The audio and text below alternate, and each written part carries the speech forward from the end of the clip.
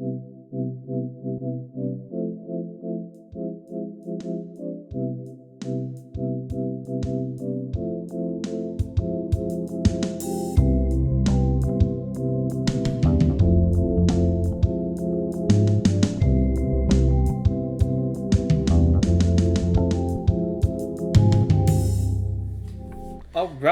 welcome back to BrokeN Boys. It's episode 126. And I'm Mike. And I'm Colin. We have never done this bit before. Never in a million years. Never. First time we've thought of it. Yeah, it's so funny that we said each other's names. Yeah. That's what they're doing right now. Ha ha ha ha ha. They're rafflecoptering. Oh my god. On the floor, rafflecopter. Yeah. Rolling on the floor, yeah, absolutely. That's just how great it is. Anyways, yeah. How are you? I'm alright. Okay. It's I hate to break it to you now, but it's my last week here. Like what we talk? We talking like hometown. We talk about podcasts. We talk about like state of living. All three. Are you going to space? I wish. Okay. But no, I'm leaving home. That was last week. Shut up. Sorry. Yeah. I'm going home on Monday. Oh my gosh. Not home, but yeah. Back to college town. Damn. This soon already? Is it for work reason? Yeah. Okay, I was gonna say 'cause school definitely isn't starting yet. No, not till the 21st, but yeah. You know, I've been here since beginning of May. Need to work a little bit, so yeah, that's fair. Well, it's our last in-person episode for a while. Yeah, and we're not outside. No, we're not. We're back in the boring indoors. Fuck it. Let's go scorched to death outside. Yeah, let's get progressively sweatier and redder throughout the episode. You guys haven't lived until you've seen how sweaty and red Mike gets. Oh yes, it happens. It's crazy. I still think when we did marching band, and after some of our shows, if it was a humid day. If it was a humid day in particular, I think that's the sweatiest I've ever been in my life. When I take off that hat, yeah, I would just literally be like wetter than a shower. Yeah, somehow. Yeah, you take off the hat and then a tidal wave would come out. Yeah, just like. It was you're an enigma. I don't know how it happens. But, yeah. But, well, I guess that means we'll be having to do some Discord episodes. Some Discord eps, yeah. Yeah. We're going on to the next era. The next stage of our traveling roadshow, except only one of us is traveling now. Season 3 of the podcast. Yeah. But, yeah. I don't want to. Really don't want to. It's okay. You're going to do good. You're gonna make some money. Money? Yeah. You're going to be happy. No. No. What do you mean? No.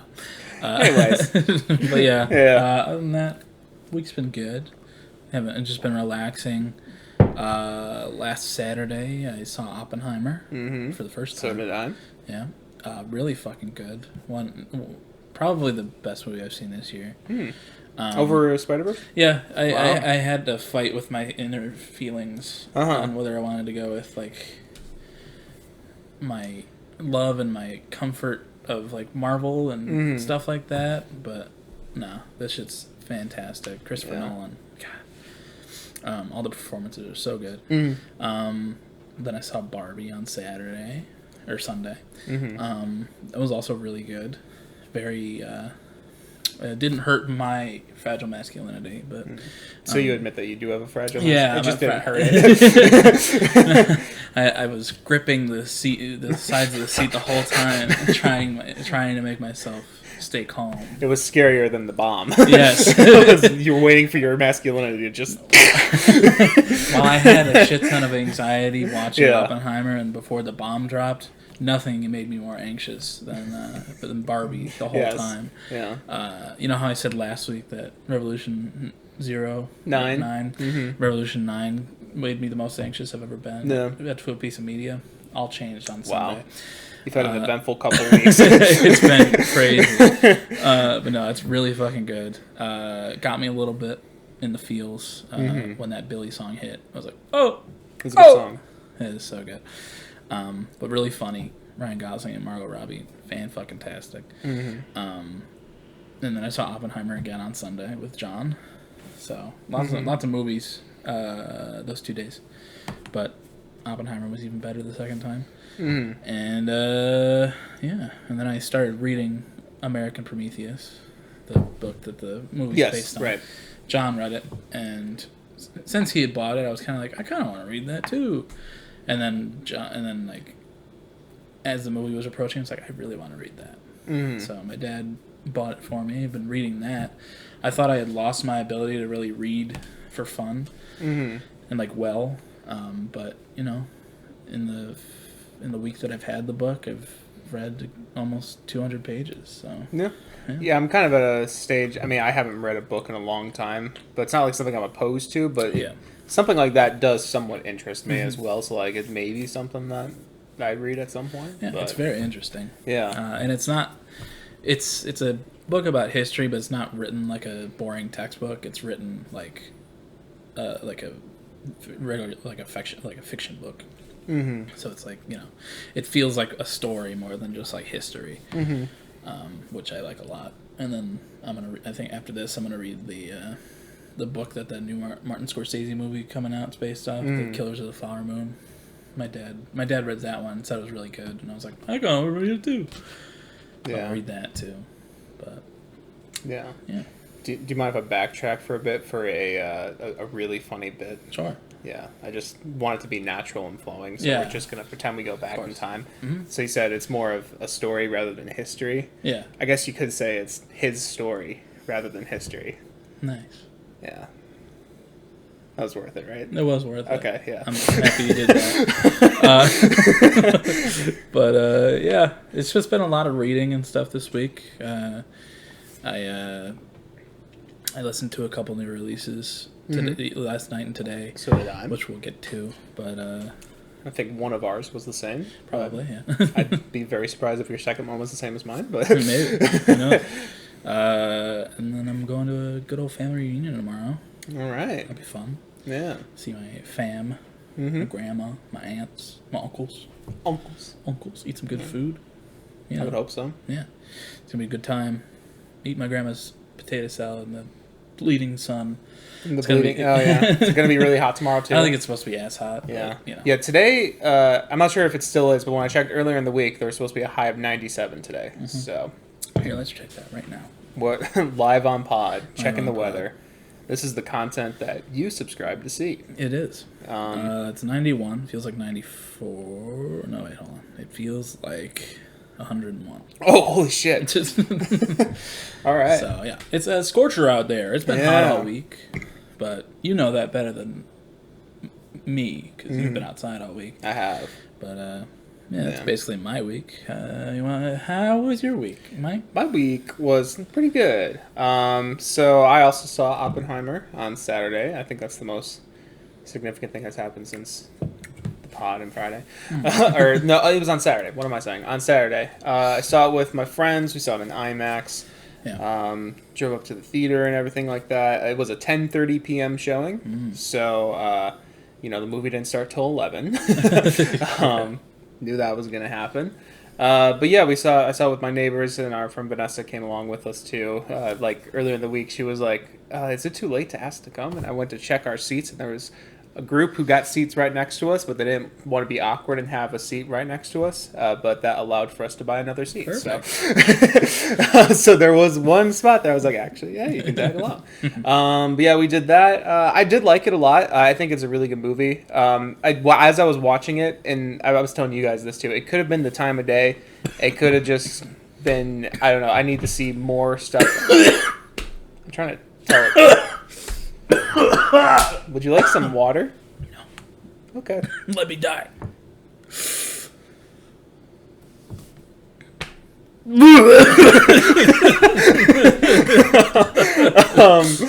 But it could have been time of day or something. But I was reminded that I don't always like Christopher Nolan's style of editing. It's very... I mean, I'm okay with fast-paced movies, but when fast-paced movies are also jumping all over the fucking place, it's really hard to keep track of what's going on sometimes.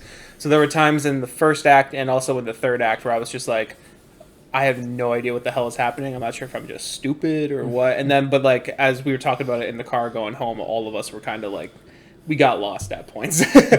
And like, you know, I do want to see it again to see if that's something that sticks with me on a second viewing, or if that's just kind of something that you're supposed to be somewhat confused the first viewing until it reveals itself to what's actually going on or whatever. Yeah. But, I don't know. That was just a weird thing with it. But, you know, the score to the movie is fantastic. Ludwig Göransson. I've talked about him on the pod before a while ago. But, you know, he scored Community, that show. And he also produced most of Childish Gambino's stuff. Yeah. So, you know, Big Redbone. Think of Redbone, that's him. Think of Me and Your Mama, that's him. All of that album is him. I think all of because... No, maybe not all of it, but a lot of Because of the Internet is also him as well. Yeah. But he's also been doing a lot of other stuff recently. I mean, Tenet with Christopher Nolan, Mandalorian was him. I really like him. I really like his stuff. And I actually want to listen through the soundtrack just as a soundtrack because there's some really good stuff in there. Anyways, but yeah, it's a good movie. I liked it. I think I personally like Spider-Verse a little bit more than it. But you know, still a really great movie. I'd probably give it like a 9 out of 10 or something like that. They're both perfect movies to me. They're like, they're neck and neck. But, you know. That's fair. They're also very different, so I understand why it's hard to compare them. Yeah. Then also my other big thing this week is that I worked with children all week. Not in a weird way. I don't know why I phrased it like that. But but I was working with the marching band, clarinets again. I was their adult tech. And I think I definitely talked about earlier, like a few weeks ago. Well, probably like, I don't know, 10 or so episodes ago. Earlier in the summer, I was working with them, but those were just like 3-hour days. I think all of them were 3-hour days. Now we're on to 8-hour days. Woo! So 1 to 9. You were correct about that. I was wrong. 1 to 9, little dinner break in the middle there. You know, and usually the first hour, 15 minutes are sectionals that I completely run, and then I'm just kind of advising everyone from there on forth. But, you know, the first 2 days we were on the field for maybe like 4 hours or so. But, you know, he was aware of the heat for Wednesday and Thursday. So, like, we only went out there around like 7 o'clock. So there was like 2 hours worth of figuring out sets, doing drill, taking 8 to 5s. Hell yeah. Are they doing like a specific theme this year? I don't think they know exactly the theme that they're going for. The music is called What Lurks. So I think they're kind of trying to go in a horror, spooky, which they already did a few years ago with Gothica. I think that was the year after we left. They did Gothica, which was spooky themed or whatever. But in terms of like theme, they don't have it set in stone yet. It's a little weird because I really like their first movement.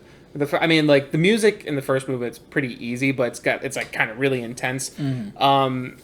It's by any chance, are you familiar with Gustav Holst's Mars? Dun, dun, dun, dun, dun, dun, dun, dun, dun, dun, dun, dun. Yeah, that piece just kind of gets more intense all throughout it, and then a lot of it reminds me of that. Just kind of has that intensity, and then the third movement, from what I remember, is also kind of has just like that really intense feel. And then the second movement is just literally like a piano ballad. No. It's really odd. That's strange. I don't think that movement fits, to be honest. But, you know, they're using a keyboard for the first time. I've never seen our school use electronics. So we're progressing past, you know, like 2000 maybe. I don't know. Catching up with the times. Yeah, you know, the kids, you know, they're doing pretty well. The freshmen, for the most part, picking it up. I do have a couple that are a little slow to learning things. And our director was like, yeah, I don't have any of that information until we get to the school year. Like if there's, you know, something physically going on or if they're just not wanting to do the work they need to do. And so he's like, do your best. I'm like, all right, doing what I can. And, the week went pretty well. There was one freshman who came for the first time yesterday. Wow. And he was learning stuff better than some of the people who have been there all week. So, you know what? Yeah, I did that. It's a balance. Once or twice. Yeah. Coming and then showing up. It's also a lot different when you're a freshman, though, too. Because you're learning technique at the same time as learning where you go. Yeah. So, yeah. But, they finished the first movements, and then next week we got Monday through Friday. This week was just Monday through Thursday.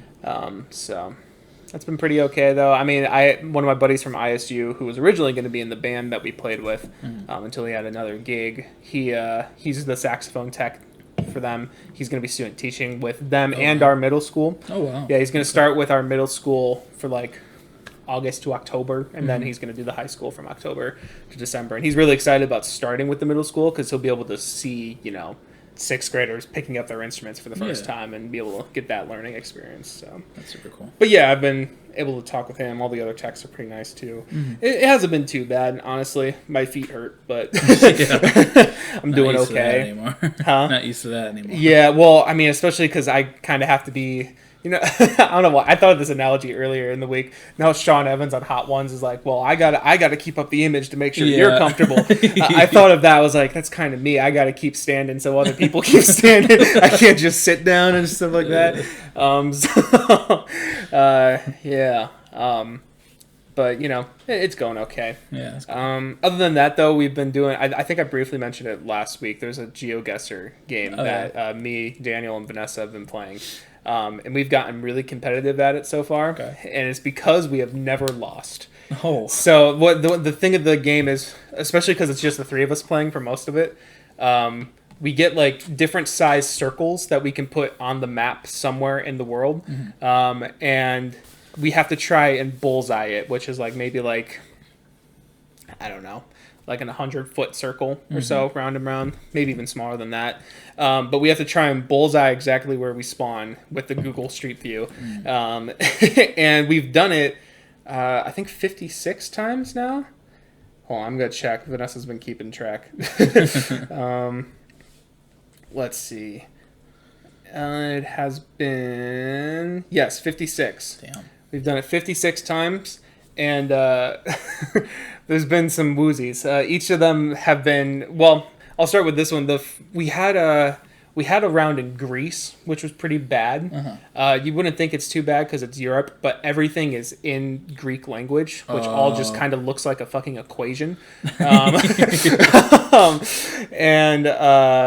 So you literally you can read signs, but good luck fucking finding it on a map type thing. And we somehow got that one. But then the next hardest one was we spawned in the middle of bumfuck nowhere, Colombia.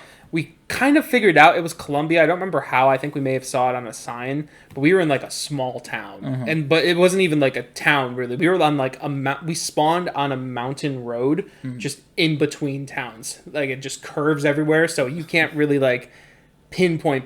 I finally got to a town and I figured out what town it was, and then we had to search for a long time to find it. And then by the time we found that town, we figured out the road. We had to zoom in really far to see it, and then from there we had to pinpoint where we spawned. So we were quite literally, what I was doing is there was a big river to our side, and I was trying to figure out the formation of the river to match up with the map. Vanessa was literally redrawing the roads in paint to try and see if she could see it.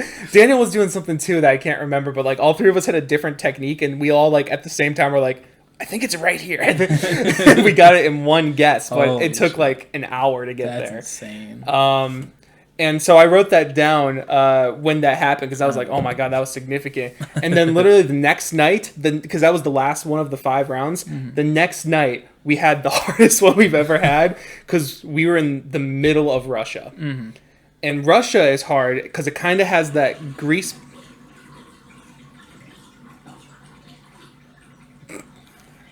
I have a bit of a monster house. But that's a girl house. Yeah, exactly.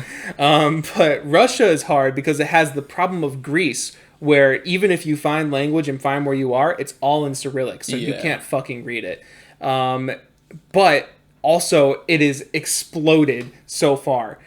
like if we were to take the biggest circle that we could guess with, it would take 2 guesses to cover, I think maybe even 3 guesses to cover all of Russia's land. God damn. So like it's just like really, really fucking difficult.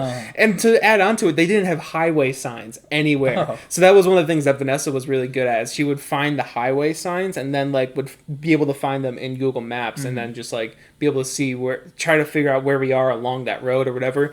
None of the roads were like labeled at all. So we were like giving up hope. We were like, we did spawn in like a somewhat significant town. Like people lived there and like there was business and all that, but we couldn't read anything. We literally got to the point where Vanessa and Daniel were teaching themselves Cyrillic, because Cyrillic it's a language where kind of like English, where all of the words, like, you know, they have like a specific pronunciation to them. So like they were figuring out how to read the scripts and what sounds it made and how it would translate into English letters, because on Google Maps there's the Cyrillic name and then the English name. Yeah. So they literally got to the point where they were teaching themselves Cyrillic. That's fucking ridiculous. It was insane.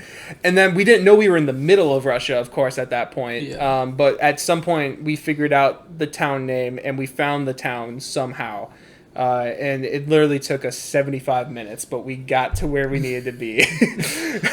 And then we called it for the night. Yeah, no. We were like, we're not doing all 5 rounds. This was round 1. Yeah, we were so close to giving up. Dan was like, I want to play Fortnite. And I was like, I want to go to bed. I got to teach tomorrow. Yeah. We were so close to giving up. And then oh my fucking God. It's fun, but now we have a reputation to uphold. So it's like serious. Yeah, that's been pretty fun. I just kind of wanted to talk about that. And no, so I was more excited for that than marching band. That's been my week. You're getting paid for one of them. So. That's true. My friend who's the other tech, he was like, because there was one day when we were just kind of going through sets, marking it into music, and, you know, because it was hot out, so we couldn't go out, so we were trying to be productive with time. And, you know, our teacher was just kind of like, all right, we're going from here to sets, we're talking, but it's just a whole bunch of numbers and mumbo jumbo, so easy to space out. Yeah. And my friend was just like, well, at least we're getting paid to not know what we're doing. These kids just don't know what they're doing. It's great. Anyways, though, that was pretty much that. That's fun. There was some new music releases that happened. That I know of. There were, I mean, I guess I technically know of 4. 3 of them are significant. But we got a new album from Post Malone. Austin, that's right. Yeah. I listened to it. I'm guessing you listened to it? Me too, yeah. What did you think of it? I thought it was really good. I thought the production was really well done. It's like, his singing is the best it's ever been. I agree. I think that I liked the strings a lot. I liked the guitar on most of it. Some of the songwriting was a little weird. Some of it was a little silly.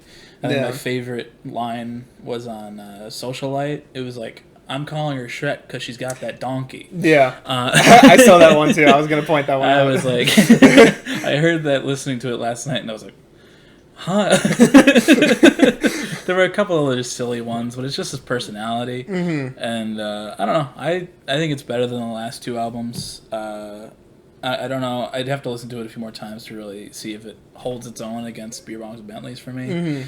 But I do think it's really good. I really enjoyed my time with it. I've listened to it twice, but yeah, I only got 1 listen through it. And I do agree, but I think I like it a little bit less. I agree it's better than the last 2. I agree his vocals are a lot better. I think the songwriting is a lot better as well. Like in terms of like the melodies he's singing, his voice fits them really well. The chords he's using are really interesting. It's got kind of rock formats to it. It's pop rock for the most part. And when it leans more into the rock sound, I really like it. When it leans more into the pop sound, I'm a little That's fair. And in my album of the year review, I pointed out, and I'm like, I'm gonna be that guy.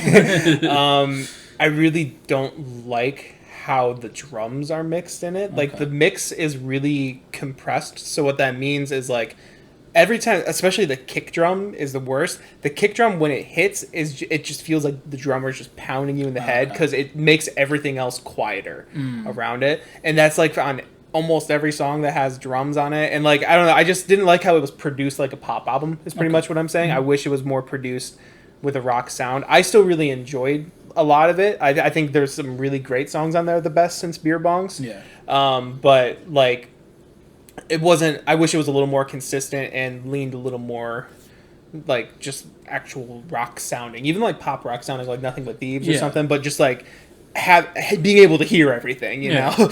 I'd really love if he like kind of for the next record he does, if he just leaves the pop behind and just goes full rock or maybe some country in there. Yeah, I think he'd be great. I honestly agree. I do agree. I mean, I'm like I said, I'm okay with the pop rock too, because he was doing pop rock pretty decently on the album. I just didn't like how it was produced, like really clean pop music. It really took away but I don't know, but you could tell he enjoyed this album a lot more. He sounded so much happier and more comfortable doing some of this stuff. He was on the Mythical Kitchen series. He like the Last Meals. Oh, okay. They have like recently. Yeah, this week they had him on Last Meals of the series where they have celebrities come on.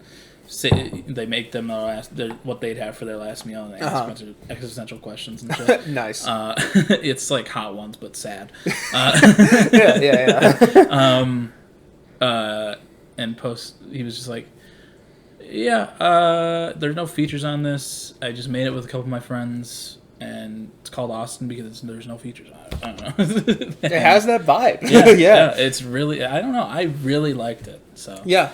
Yeah, no, I can see why. Like, there's a few tracks that I didn't really like. Yeah. I think it gets a little mid towards the middle. But like, I do generally think it's a good album, and like I want to see him keep progressing in that sound, because I really do think that he could make like an album that like is like truly respectable and just like, oh my gosh, that's been there the whole time. Yeah, I'm seeing. That's what I've been waiting for. I made an album of the year review for it, and like and then like the reviews, like the score for it, it's like a 64 or something right now. I'm like, that's something a little low, I feel. Yeah, like, I mean, I gave it a 67, which that was mostly from... I did like balance out all my scores for each individual song, but I also have only listened to it once. Right. I could see that growing a little bit more towards a 70 for me, but like I said, for me, it's because I'm a nerd, and it's the mixing that actually kind of got to me a little bit. So like that was part of my thing with it, but I do think the songs themselves are much stronger. There was like a cool, I forget what it was, like the fourth song that sounded like an MGMT song.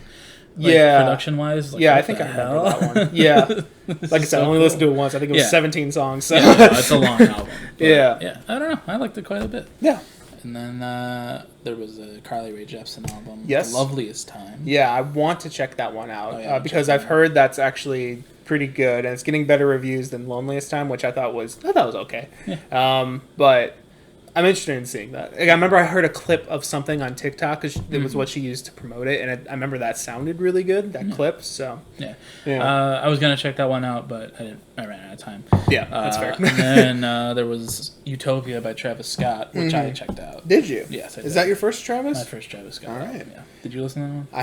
I did not. No. Fuck him as a person. Absolutely. Awful person. But it's really fun. Okay. I heard it kind of has some Yeezus flares to it. There's a little bit of Yeezus in there. It's produced really fucking well. I think his flow is really good. The features are pretty good for the most part. There's one towards the end of the album that's like, I don't know who it is, but he's just like, a boo boo boo. Yeah.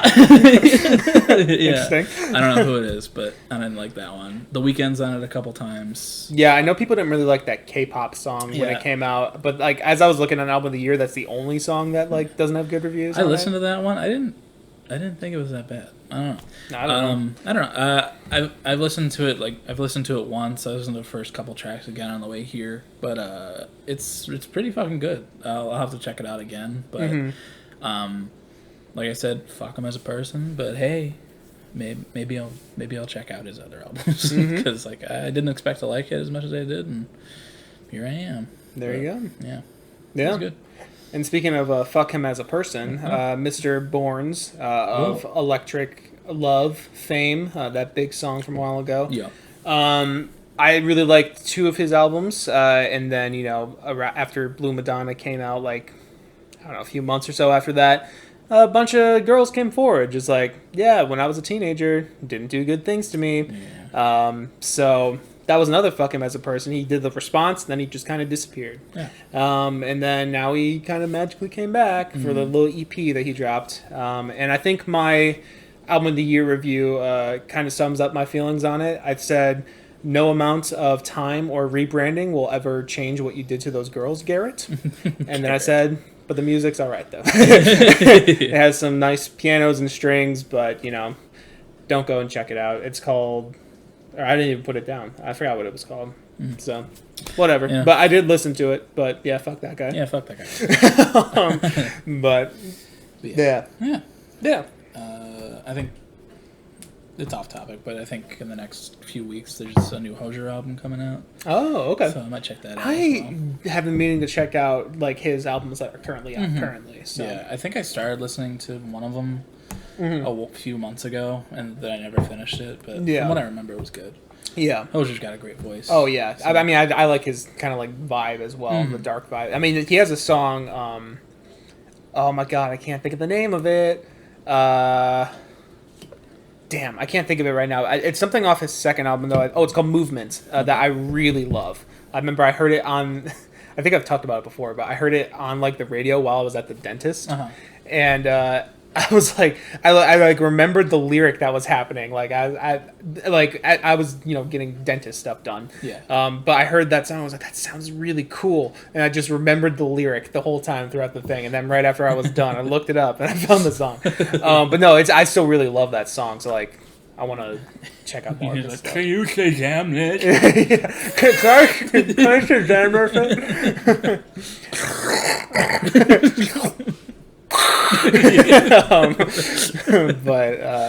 Yeah. But yeah, maybe I'll check out his stuff. But yeah, cool. Yeah, you should probably. I think you'd like Utopia. I may. Yeah, I remember I checked out Astroworld maybe the year it came out. I don't know. It was when I was still a dumbass with music. So I was like, mainstream rap. I like Sicko Mode, and I still do. I don't think I've ever heard Sicko Mode. Really? Yeah, I might have heard the. I know it's the sound of the beginning. Yeah. I know that, but I've never. I don't think I've ever. It's a 3-part song, so you've only heard the intro to it, pretty much. I'll probably check out Rodeo and Astroworld at some point. Yeah, I know Rodeo is kind of his. Opus so far. I'm not sure how Utopia is up to it at the moment because it just came out. I know people are really loving it. So. People are liking it. Brad liked it too. I think he gave it an 82 or something like that. Dang. So. And also, Mr. Brad was on Hive Mind. Yeah. I mean, we knew that was coming for a little while now, but the episode came out. Worst songs of all time too. Yeah, I watched half of it. I actually watched all of it last night. Yeah. Fucking the way that Graydon was so angry about Bo Burnham, I was like, whoa. Yeah. There was a few disses towards Bo Burnham and 21 Pilots in there. And I expected the 21 Pilots. There's a part towards the end where I forgot what Brad says, but he basically says he makes a joke that he's breaking up with his fiance or whatever. He was like, just kidding. I love you, baby. I love you, baby. And they're just like, ew. And then Tina fucking, she replied to that on Twitter. She's like, never call me baby in public ever again. Yeah. I love you, but you'll be short of woman if you do that again. It was great. Yeah, I don't think anyone has ever been as blunt on Hive, except for when they're high. But on Hive Mind, as Brad is, sometimes of this opinion, he's just be like, yeah, this song fucking sucks. And they'll be like, oh, whoa! Damn. Yeah.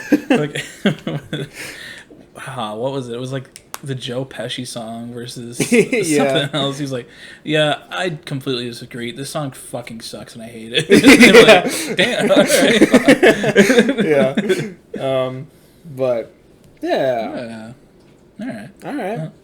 It is the week after a artist analysis, so that means it's time for another bracket. Rex Orange County. Yeah. Rex Orange bracket. Yes. Rex is wearing orange in county, or at least he was. Yeah. But yeah, so I mean, just to get that out of the way, apparently those allegations were like proved in court to be false. It's still a weird subject, so I'm not gonna have it affect the music. Me personally, at the time it was kind of like, fuck that guy. But it's weird waters at the moment. But I've loved all the music that he's done so far. So this is about the music, not about the person. True. No matter what actually happened. Yes. Yeah. But all right. Yeah. Now we got 47 songs here. Okay. So we will begin the bracket with Who Cares versus Never Had the Balls. Well, these are neither songs that I love, me personally. Well, then what the fuck are you saying before? I've loved everything he's released. I did not say those words. You did say that. You said I've loved all the music that he's made. I do not think those words left my mouth. You can run the tape back. I think I said I've loved the music that he's made. Yeah. Okay, well. Anyways, I'm not huge on either of these songs. Never Have the Balls. There's always one that I've been kind of, it has a fun, upbeat nature to it, but I think it also kind of encompasses a lot of the problems I have with Pony as a whole in terms of how his voice is mixed, how, like, kind of poppy and clean it is. It just kind of feels odd for him, and I'm not that huge on it. Who Cares is just like, this is the last song on the album. I can hear it in my head. It's like, I think it's okay. It's a decent song to end off on, but like I wouldn't really say it's my favorite off the album or even really that close. But I do think I actually do have some fun with the song. I think the Who Cares, that or whatever. It's got a nice happy-go-lucky feel to it that I don't really mind too much, so I'm okay with, Who Cares is, I liked Never Had the Balls a lot when it first dropped. I thought it was fun, but, over the years it's kind of shrunk on me a bit. I still have a good time with it, but I don't know. I kind of have the same kind of feelings that you have towards these songs. It's just kind of like, meh, whatever. Yeah. They're in his discography. That's not something I seek out to listen to. Exactly. But yeah, I kind of agree. I think Who Cares is a little better than Never Had the Balls. So cool. Move on. All right. Who cares? Who cares? Who cares? I care. All right. Alrighty. Next we got Never Enough versus Green Eyes Part 2. Oh gosh. It took me a second to remember what Never Enough is, but as soon as I remembered, I was like, oh, yeah. Yeah. It's one of those apricot princess. Yeah. It's kind of a deeper cut. It is, but it's also like a standout. Yeah, for sure. Yeah. I do want to say, since I know Green Eyes Part 2 is about to get demolished right now, I do want to say that I think I like this song a little bit more than most. I kind of like the spoken word nature to it. It has this like just kind of weird, uncanny feeling to it that I think is really unique. And I really like the drums at the end of it, too. I think there's some really cool rhythmic stuff going on. But Never Enough is just it's just a banger. It's a rockin' banger. It's so that just gets better. And then that whole outro section, don't tell me I'm sorry. That whole section is like maybe one of the best parts in his discography. That outro. I love the lead up to the chorus with the fucking I'm kind of forgetting that at the moment. Enough. Oh yeah, of course. Yeah. It's so good. Yeah. Green Eyes, I don't love it. It's probably my least favorite. One of my least favorites on the first record. I understand. Yeah. I get it. He was going for something like, ooh, it's my first record. It's a little avant-garde, a little interesting piece. And it is interesting, but I don't know. It's not one that I seek out, like, ever. Yeah. But Never Enough. However, it's that bitch. It is really that bitch. fucking good. Yeah. I understand why people don't like Green Eyes Part 2. It's just, it's I don't know, it's just a weird thing that I like. Yeah. Just kind of like the vibe. But... I don't cool. blame you. Oh, all right. Ooh. Next we got Shoot Me Down versus New House. Yeah, so honestly, I know I told you to put singles on here. I completely forgot about New House. So I'm kind of... Here, you talk. Oh, yeah. Okay. Okay, yeah, I remember that now.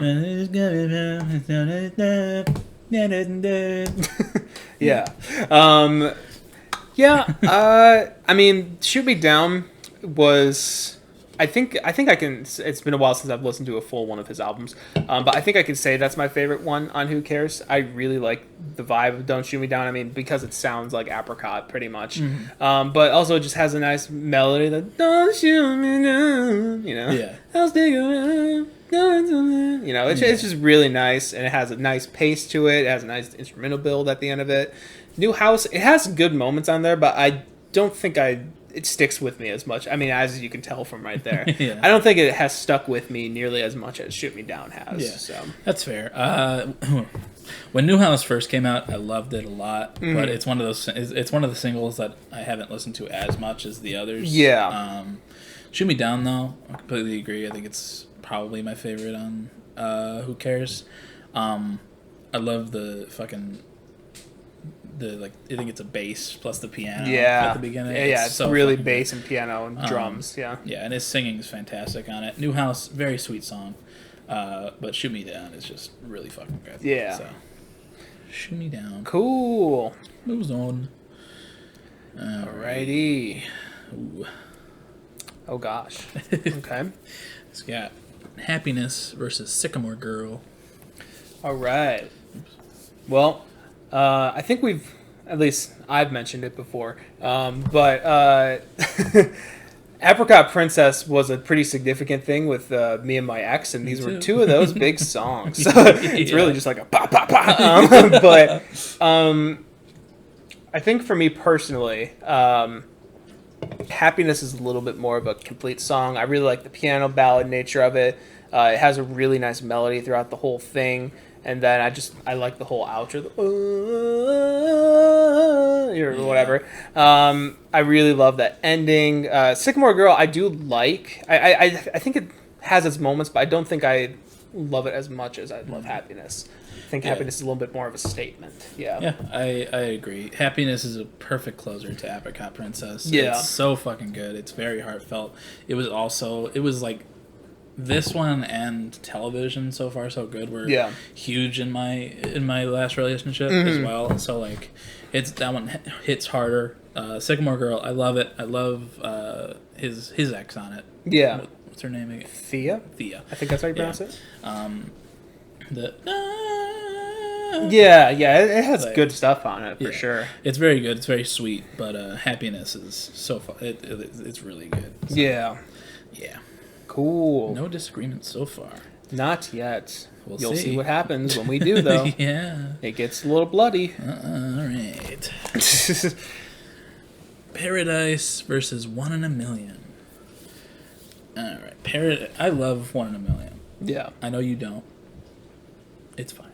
I don't think I ever said I disliked it. I know. But when we first talked about the album, you were like, I don't know, that one I didn't like connect with that much. But I don't know, when Who Cares first came out, I loved that song. It was probably my favorite when it first came out. I still like it a lot, but Paradise is a really, really good cut off of the first album. And I think his singing's great on it. But I don't know. What do you think? Yeah, I mean, for me personally, Paradise, I agree is one of the better songs off the first album, but I also think it definitely has moments that make it feel like it's on the first album. Yeah. Like, I do really like the part, this is the one where, like, the second verse just, like, kind of gradually gets slower and slower. Yeah. And that's a really cool effect, especially with, I think the lyrics are like getting drunk or something like that in there. Something like that. Which is a cool effect, but I don't really love his voice on this one 100%. And I think I'm thinking about the instrumentation right now. There's like a little cheesy glockenspiel and stuff in there.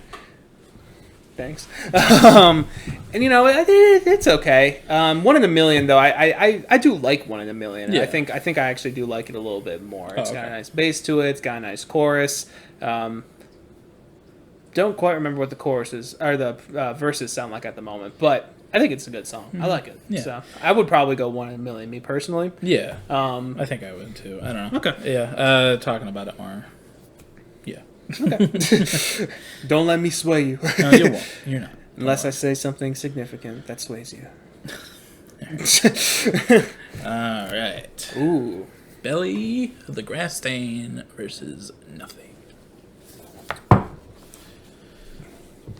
I think I have a hot take here. Oh, possibly. You can go ahead. I don't know. I don't really know how people feel about most of the songs on the first album. I really like Belly for some reason. Really? It has a weird feeling to it, but I like that weird feeling and just that melody of the "Gonna stay on the blue jean." Yeah. Now they're all fucked. I like how it like stops and starts and all that. It just has this really like low key vibe that I think Rex does really well in his early stuff. And Nothing, I think I do like Nothing a lot, but it's one of the tracks that I don't love as much on Apricot Princess. I don't know. I think it just doesn't really have as much differentiating itself from other things on the project as the other songs. Can you remind me do. of what Nothing sounds like? It's nothing, no, nothing, okay, no. Nothing else will ever feel. And it has that feature. Nothing. Oh yeah. Right. Yeah. Yeah. Like, it's a fine like song. this. Do you want me to play it? No, I got okay. it. All right. Yeah, I also really like Belly. I think it's really good. I love the feel of it, and the lyrics are pretty interesting. The pizza crust. Yeah. Her wedding ring. It's a weird. Left amongst the pizza crust. It's a weird song, but I really like the quirkiness of it. Yeah. I don't know. No, I do too. I think it's very good. I don't know. I think I like Nothing more. I think I like the vibe of it. They've kind of got similar vibes in a way. A little bit. And I like the feature on it. I think whoever that is, his voice is very good. Yeah, I like both of these songs pretty equally. But I think I'd go with Nothing over Belly. All right. Well, now you're gonna see what happens when we disagree. It's gonna be a bloodbath represented in the motions of rock paper scissors. Yeah. So we're gonna do this. Whoever wins this one will win this round, and then each subsequent round will go to the other person. Yes. On our honest disagreements. Yes. All right. Rock, paper, scissors, shoot. Rock, paper, scissors, shoot. Fuck. All right. Fuck. Excuse me. Now they're all fucked. Pardon me. All right. Belly moves on. That was a clean one. Yeah. Interesting. All right. So we got Uno versus Apricot Princess. All right. I mean, these are actually two of the earlier songs that I remember finding from him. Because Uno was a single. I don't remember when it was released. I definitely didn't see Uno release, but it was, he had Apricot Princess out and then those singles, and I don't think I knew about the first album at first. So this is what I lived on pretty much. And Uno is one that I still come back to every now and then. Like if I'm shuffling my songs and it comes on, it's got a fun vibe to it for some reason. I think, like I said, it has that early Rex feel that's a little quirky, but he can just kind of work it. He does it really well on it. But Apricot Princess has like those beautiful lush strings, and it has that I don't know exactly what that is. I want to say samba, but that could be wrong. With the little switch up that happens towards the end, get some bongos in there. I wanna know. That.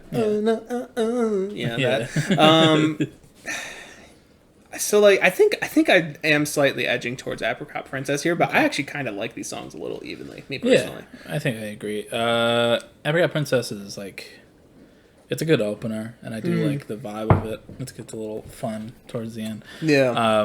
After starting off real slow, but Uno, I think Uno might be the first song, solo song I heard from him, other than the Tyler stuff. Because I think Vince liked it, and he played it in his car. I may have shown Vince Uno, honestly. You might have. Yeah. But, it's Uno, even having been, one of the first songs I heard from him, I don't return to it very much. But I've heard Apricot Princess, a billion times, so I think I'd go Apricot Princess. Okay. All right. Happy Princey goes on. Apricot. All right. Alrighty. Oopsie.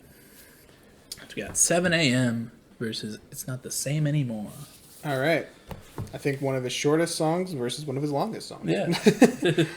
It's not the same anymore. You can speak on this one. It's not the same anymore. I think it's the closer off of Pony, right? Yeah. I was very excited for a long track by Rex when it was dropping, like when he released like the set list or the track list before the album came out. I was like, oh, like 7 minutes. That's fucking great. Is it that long? I think so. Yeah. Keep talking. It's like 6 or so. Okay. 6 or 7. But like, I like it. It's a good closer. I think it, served its purpose. But 6.5. Yeah. All right. 7 a.m. It's fine. I think it's okay. I like the vibe of it. It's like upbeat and fun, but I don't know. I kind of feel the same about these ones as well. Yeah, I mean, I definitely am not huge on 7 a.m. and I think I mentioned that when Who Cares came out. Mm-hmm. It's just kind of a whatever song for me. Like, it's not bad, but it also like it feels really safe and just like a territory he's explored several times before and not doing anything that much different. It's not the same anymore. I don't think it's like the best closer of all time, but it has cool moments to it. I think the guitar line is pretty nice in there. I do like the melody of the I'll keep the picture. It has some nice moments on it. I do think it's overly long. It didn't need to be that long. But it's got nice moments on it. So I'd probably go with It's Not the Same for me. Cool. I will go with that as well. All right. Alrighty. All right. So we got Worth It versus Face to Face. Interesting. Yeah, it's an interesting one. Okay, I'm going to have to remind myself a little bit of Face to Face. I can kind of remember it, but I need the reference here. All right. I grew up. Oh, it's just really quiet. Everything. Got that. What's around here? Okay. Wanna keep on my head, honestly. I do like this guitar here. Okay. Okay. I think this was Vince's favorite song on the album. Might have been. It's a good one. Yeah. That's kind of why I'm gauging these, though, because they're both good songs. Yeah. Yeah. That's a good one. Do you need to hear Worth It? I think so. Okay. Worth It. This is very slow today. Worth It. Off of Who Cares? This is the one that's like the orchestral stuff. It's got this. It also has the... At some point. This part. It's not worth it anymore. Okay, so my thought process for this is I don't like every part of Face to Face. I think it has a really good chorus. I think it has some good instrumental moments. But even like what I was just playing there, some of the rapping stuff I think is, I'm a little so-so on that. Like the acapella thing too, I think it's unique for him to do. I shouldn't say unique in his style. Yeah. I think it's all right. I don't know. Those are some aspects about the song that I'm not huge on. Worth It, I actually like quite a bit. I really love the orchestral sounds and how they're used. The issue with it is that it feels like an incomplete song. Yeah. And that's how most of Who Cares is, though. Yeah, so. But that's one thing I've felt about that song is like this had the potential to be really, really good, but it does kind of cut itself short, and it's a song that suffers from being short. But I think. Honestly, I think I'm leaning a little towards Worth It. I think I am too. Face to Face was like one of the slower ones to grow on me from Pony. Oh, really? Wow. Like I liked it when it came out, and I think it's good. But like, against the rest of the album, I was kind of like, I could take it or leave it. Yeah. I like it now, but Worth It. I like that orchestral stuff. I love how he sings on it. I think it's a fun song, and I do wish that it was longer. Yeah. But yeah, even with Face to Face being more complete, I feel like Worth It is a little more worth it. Yeah. All right. Cool. Going with Worth It. Is that controversial? I don't know. It might be. Once again, I don't really know how people think of Rex's songs. Yeah, I don't like know. except for like the ones that are like really big. Yeah. But yeah. It's a heavy hitter. Oh. Here. So we got Sunflower versus Untitled. Sunflower. Yeah. Sunflower. No. You're my sunflower. Yeah. This is a little hard one because I do like Untitled a lot. It's another one of the stripped back songs that he does really well at. I'm pretty sure it's just him and his electric guitar on that one. I think so. And I really like the sound of it. I remember really liking the lyrics on that one a lot too. Sunflower though is one of his strongest songs. Yeah. I mean, I think did we do a artist analysis on Rex? Not yet. We didn't. Okay.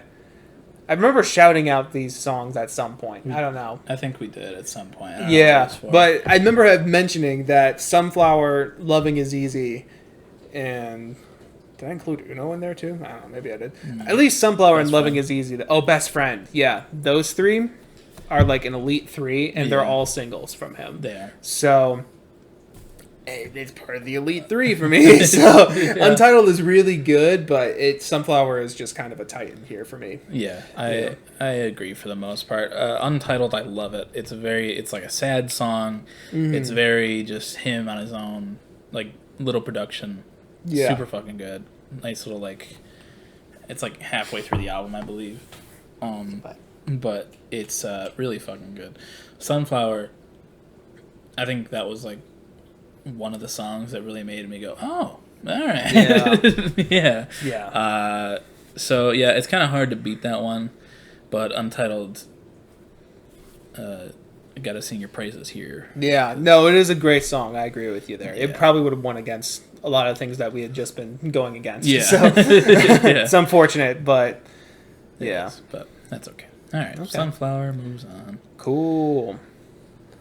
And my cat wants to go outside when he may get a heat stroke. Yeah. All right. Next we got Always versus Open a Window.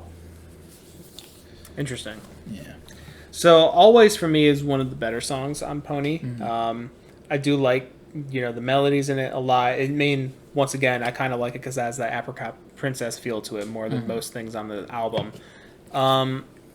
I do think there is just kind of something addicting about Open a Window, though. Mm-hmm. Ever since it was released as the single, Tyler's part is great on it. I really like Rex's part on it a lot, too. And the production with, like, that electronic bass or whatever, the whatever. Yeah. I don't even know exactly what that is, but it sounds awesome. And the drums on it are really nice. The piano's really nice. I think it's just I think it's a really strong song from him. Yeah.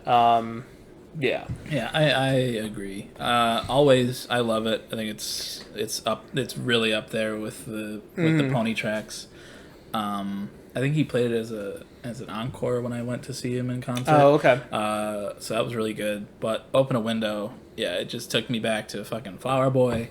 Tyler is fucking great on it. They meld so well. It's weird. I don't know. I don't think I can describe why they work so well together, but they do for some reason. Goofy British white boy versus goofy I guess American rapper. Yeah. I don't know. Yeah.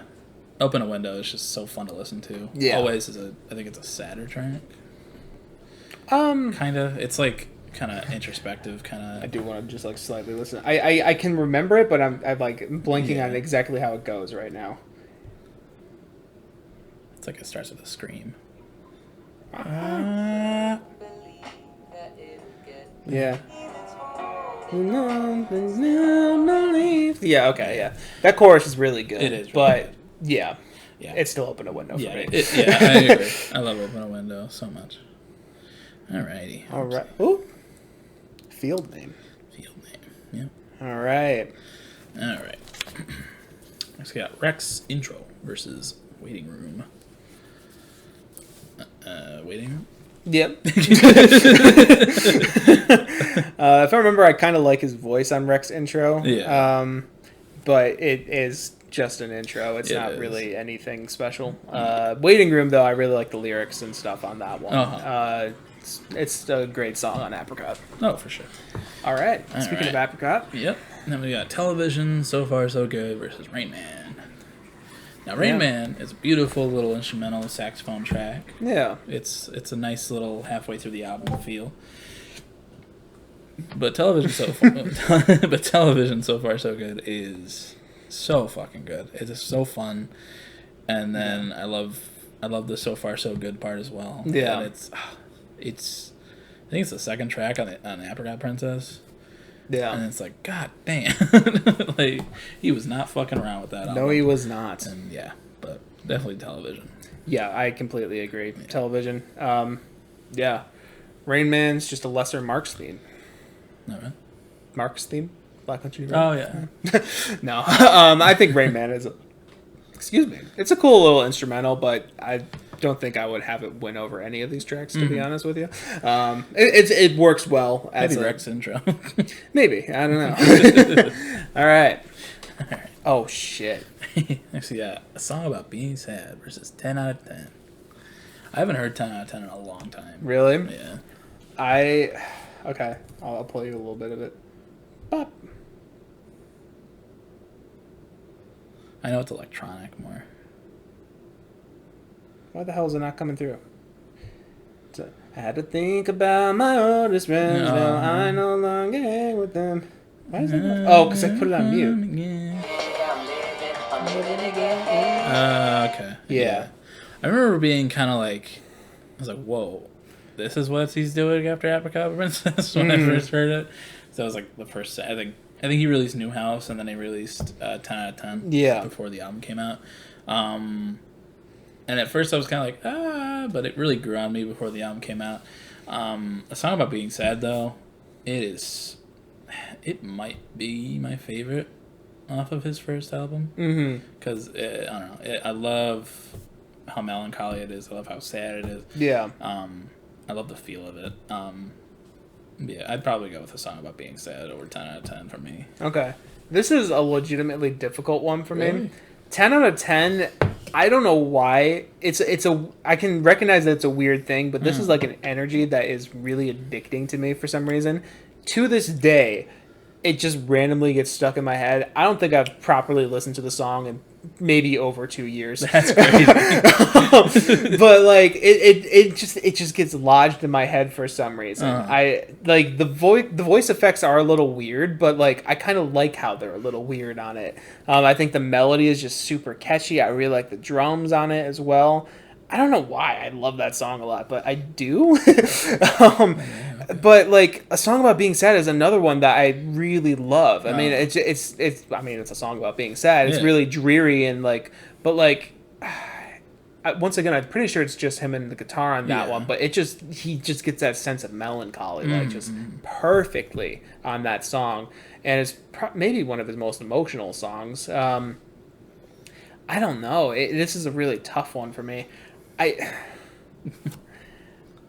I almost feel like I'm leaning 10 out of 10, which I don't know. I don't know though. Did you say which one you were doing? Yeah, Song About Being Sad. Song About Being Sad. I need to think for myself. I know I lose either way, but I need this to be a me answer. As much as I love A Song About Being Sad, like I think there is just something to 10 out of 10 that just sticks with me. It's just sticky, and I really like it. And The Song About Being Sad, I honestly kind of forgot was one of his songs until I just saw it there. Even though it's a fantastic song, I agree. It's probably one of the best ones on that first album. But I just haven't listened to that album in a while, and I think it is 10 out of 10 for me, which is just weird. But you get that one. Yeah, I do. So unfortunately, 10 out of 10 is not moving on. But yeah, it's a weird addiction I have. To yeah, it's a strange. I don't know why. I cannot explain to you. All right. Next we got Laser Lights versus Amazing. Oh. Easily Amazing. Yeah, I think sure. Laser Lights is one of the worst songs. Yeah, that it might he's be one of released. his worst. Yeah, like in general.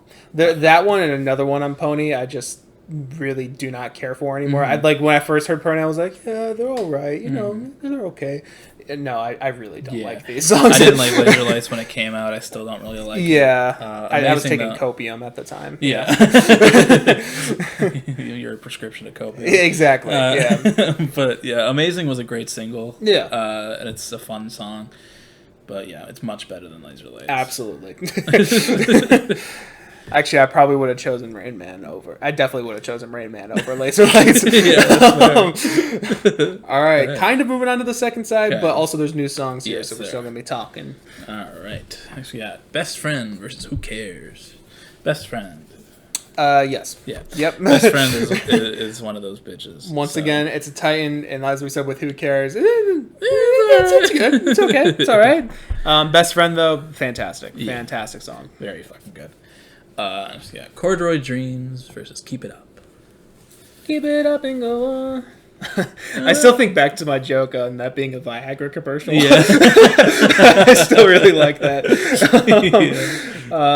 But I just want to refresh myself slightly on it. Okay, I like those strings. I think this is the first single. Oh yeah. Okay. It's enough. Okay. What's Corduroy Dreams sound like again? I know I like it a lot, but Kiss me in the shower, go out. Only 16. I probably shouldn't say that lyric out loud, but why the hell can I not? Okay, there we go. It's just like him and the guitar. He does like the little. Oh yeah, that's whistling. That's right. Yeah, he did a lot of whistling in his early days. Yeah.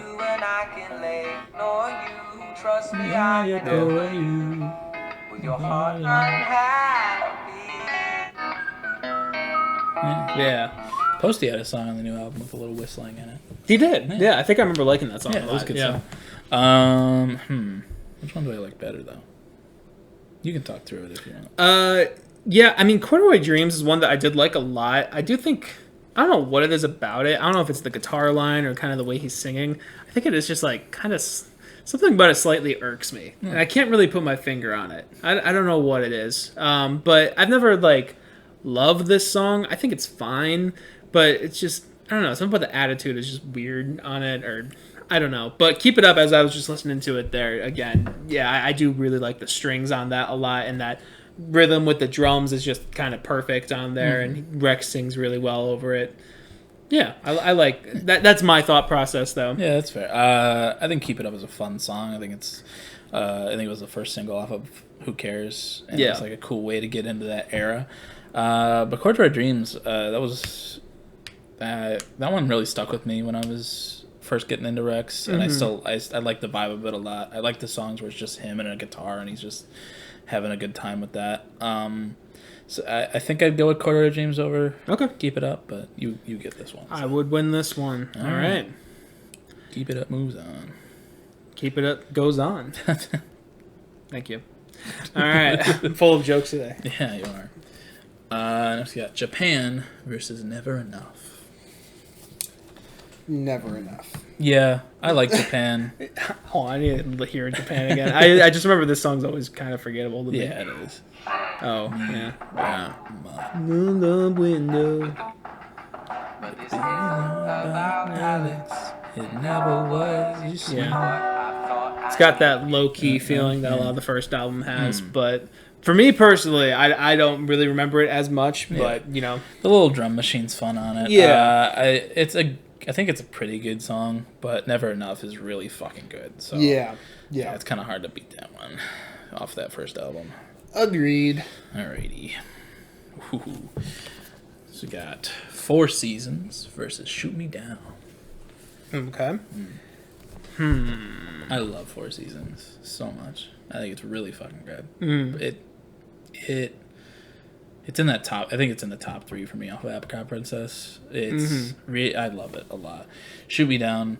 It's great. I think we've talked about it, but I think he sounds great on it. I love the bass and the piano. But yeah, Four Seasons is like one that I've listened to like a billion times. So. All right. I'm going to listen to it. I'm going to speak through what I want to say right now first. Four Seasons, I do really like a lot of things about Four Seasons. I've never really loved how electronic the drums are on it, though, and it's always kind of distracted me on that song. So currently, I'm leaning towards Shoot Me Down. Okay. But as I'm playing through some parts of this, I may convince myself otherwise. So it's a very needed... I do remember this song. Okay. I do like this beginning part a lot. was a good skip on my part. When I'm on my own. Then he quotes The Cure here, or not The Cure, the script. For me, but I hope that you Red Bull for free, and I'm so bored of being Yeah. It's the part of the song that I'm not as huge on. I do like this part of it though. Fuck that. Yeah. Okay, I do like this. Okay. I think you don't. Is it the part where it's like that weird, like, high pitched part? Well, that that's like? part of it, but it's kind of this section. You just don't like the electronic jumps. It's the drums and kind of the delivery as well. Okay. I'm not 100% huge on, but I will say I did forget this song had this ending to it. Yeah. That I forgot that was on the song and it had that, so I think that actually does push me over the edge. I like that ending a lot. Yeah. So it's kind of a sad fucking ending. So it it's is, but that's why I like it. Yeah, no, I Radiohead fan in service, you know. Yeah. All right, so you're going 4 seasons. I'm going 4 seasons. All There. right. Shoot me down at a good run. But... It did, yeah. That, like I said, I think that's my favorite off that album. Yeah. So, all right. Next we got Curfew versus Happiness. Happiness. was that your answer? Yeah. Me too. I don't remember what Curfew sounds like. Right now. I think isn't it the closer? Is it? I think so. God damn it! I wish. Why? I don't know. I understand why, because those singles are awesome. Yeah. I think it's the closer. Yeah, this is like. Yeah, some wet reverb. Doc is yeah. Yeah. Yeah. It's Happiness. okay. It's a much better closer. Yeah. Battle of the closers. Yes. All right. All right. Next we got It Gets Better versus 1 in a Million. It gets better versus one. It gets better. I'm It's not blanking this. on It Gets Better right now. I'm sorry. It's okay. It gets better. Right. It's engraved in my heart. How far we've come, 'cause even when my worst tricks get in the way. Okay, yeah, this is the one that's a little ADHD. It's going everywhere. Yeah. I like some parts of It Gets Better, me personally. I like some parts of it. I don't really like the production on all of this song. And That's I'm fair. remembering that when going through it. 1 in a Million, I do prefer over this one. Yeah, me personally. I agree. It gets better. It's good. Yeah. But, you know, there are parts of it that I don't like either. But yeah, 1 in a Million, like I said when we were going over it the first time, it was one of my favorites when Who Cares first came out. So, yeah, I am comfortable doing that. Cool. There we- TBD. Oh, never mind. Sorry, that was the other side. I was like, what the fuck does that mean? You don't remember that song? Yeah. Yeah, Every Way versus Belly. The Grass Stain. I do kind of like Every Way. Yeah, Every Way is like Pony's Happiness. Yeah. It's. I think it is just him and piano on there, if I remember correctly. But it's a really sweet love song, and I really like the pacing of it and how he just gives space for the chords to breathe and everything. I'm seeing right now that it has like.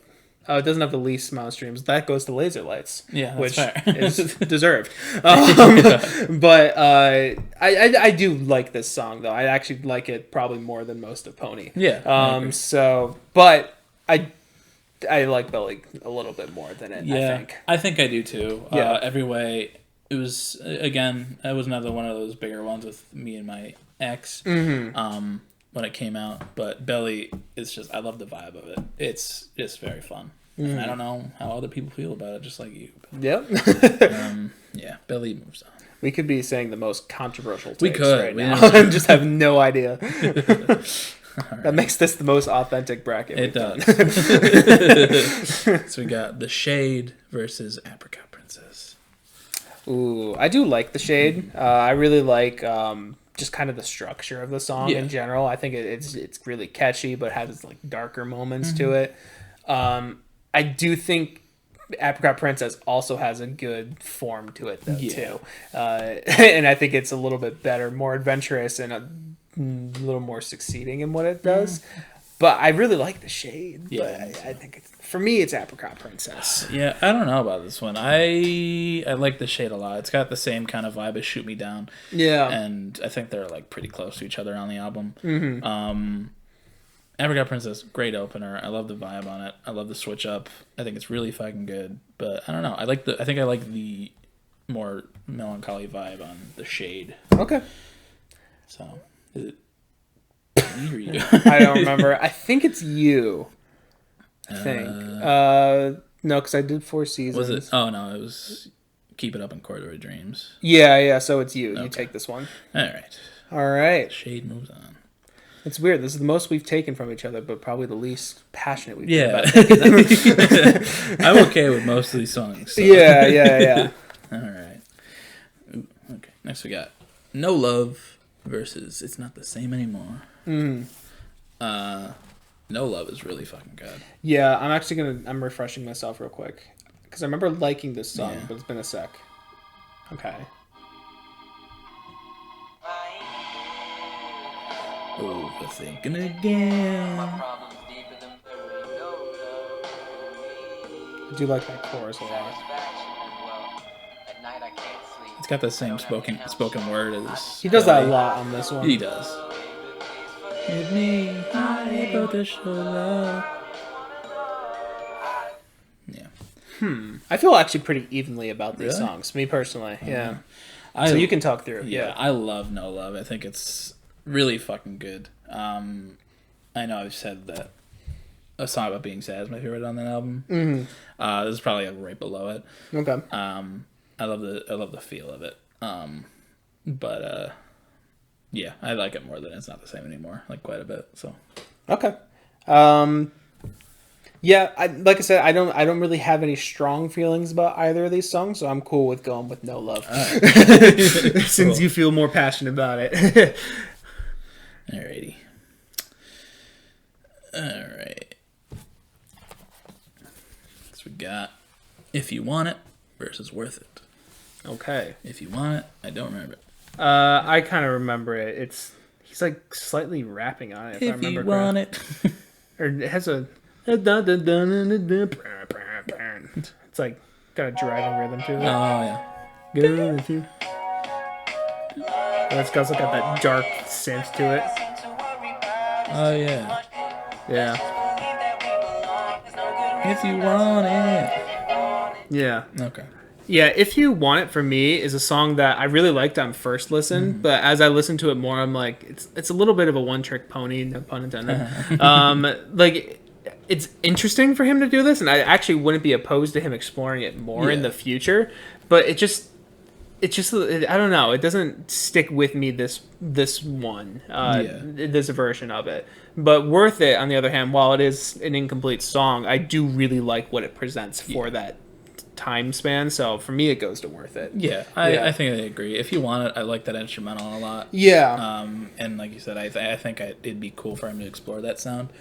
But Worth It, I love the orchestral stuff, and his singing on it is great. But I just wish it was more complete. But even so, Worth It is still a bit better. Yeah. All right. Did you have to refrain from making the same joke twice? That Worth It is worth it? A little bit. Yeah. Okay. Oh, God. Oopsie. Where'd you go? Anyway. All right. Next we got Portrait of Ned versus Sunflower. I know I brought this up last time, but know how brackets tend to have a seed 1 and a seed whatever 16. This is that for me. Yeah. Poor Ned. Yeah. His school survival guide didn't get him very far on this. Yeah. Neither did his sipping on that chlorine. Yeah. Sunflower moves. Yep. Pretty heftily there. Yeah, Portrait of Ned. Like I said, I do kind of like the weird vibes on the Green Eyes song, but the weird vibes on Ned just don't work whatsoever for me. It's just it's just weird. Next we got Stressed Out by 21 Pilots. Yeah, more versus 21 Pilots. Open a Window. All right, how'd they sneak in here? I don't know. Either way, if it was either song, this would go to Open a Window. Yeah, for me. I agree. I don't even remember how Stressed Out sounds. So. It has the same vibe as Laser Lights, but it's a little bit better from what I remember. They want to see me stressed out. He yawns at the beginning. I let them take friends, but when So it's him in the... Not there. Oh yeah, it's that weird background vocal. Yeah. That's not great. It's not great. I do like it better than Laser Lights. Oh yeah, for sure. But I might eat breakfast at the. Sorry, I just remember that part. Eat breakfast. Yeah, open a window. Yeah, open really a window for sure. All right. So we got making time versus waiting room. These are actually pretty aptly against each other. Yeah, it's kind of funny. Waiting room, making time. Making time, I like it a lot, but it's another one of those unfinished songs. Yeah. Which is kind of sad because, like Worth It, it's just they sound really good, and I would love to have a full 3-4 minute track of that. But it just ends, and it's like, what? Why? Why not just finish it? Waiting room. Oh man, I don't know. I think I like Waiting Room more. Yeah, for me personally, I definitely like Waiting Room. I mean, like you said, Making Time is a little more incomplete. Waiting Room to me feels like one of his most complete songs. Sure. I really love how the story kind of structures itself. And then that whole ending with, "They like God might judge me. Yeah. He's the one." Yeah, I really love that ending of Waiting Room. I think the shots. Yeah, it builds up to that really well. Yeah, it does. That's my argument for that song. So. I completely agree. Making Time, I wish it was more complete, but Waiting Room is so fucking good. Yeah. So, yeah. Apricot Princess is winning here. All right. Next we got... Ooh. Oh, shit. Loving is Easy versus Television. So far, so good. Okay, we got the first appearance of Benny Blanco. Benny sings? No, Benny Sings is all over the new album. Yeah, I know, but it was the first appearance, name wise. I think he's also named on Open a Window, is he not? Oh no, he isn't. Okay, never mind. Well, I mean, he did. Who cares? I meant in Drex's discography. I didn't mean the first time we. Okay. Oh. Yeah, okay. Because this is featuring Benny Sings. Okay, I see what you're saying. We're on the same. Keep page. up. Okay. Keep it up and go on. Yeah. So I said, Sunflower, Best Friend, and Loving Is Easy are 3 titans. However, Television So Far So Good is a titan on Apricot Princess. Yeah. Yeah. Do you have thoughts here? Because I need a sec. Loving Is Easy is a really fucking good song. It's a fun little pop song. It's a little repetitive, in my opinion, but I think it's the only. No, he did an appearance on Fallon with this song. I watched that live. Did you? Yeah. I think it's a really fun song. Benny is great for Rex. I think they work really fucking well together. But Television So Far So Good. That one just it could win the whole thing for me. Really. It could. Like you said, Loving Is Easy. It's a titan. It's one of those. It's one of the 3 singles that's whoa. But Television, I love it too much for it to lose out here.